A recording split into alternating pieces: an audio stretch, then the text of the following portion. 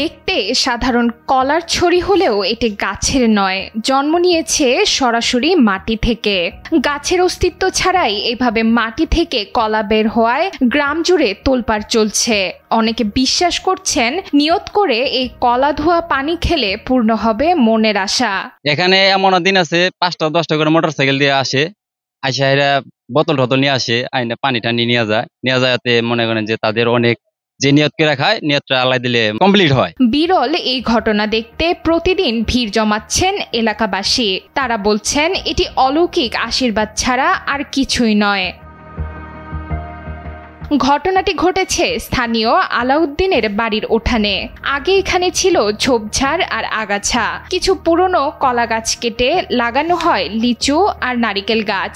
তারপর কেটে যায় প্রায় 2 বছর।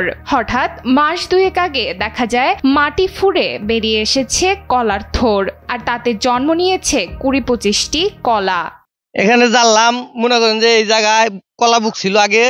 কলা বুক ছিলার পরে যখন এখানে মাটি ভরট করে তখন কলা বুক কেটে সাফা করে দেওয়ার বাদে মাটি ভরট করার পরে এই 1 মাস আগের তো দেখা যাচ্ছে যে এখানে একটা ওই কলা বুকের নিউজ বেরিয়ে আসছে। তারপরে থেকেই এই যে আস্তে আস্তে বড় হয়েছে, এই যে কলার ছড়ি বের হয়ে গেছে।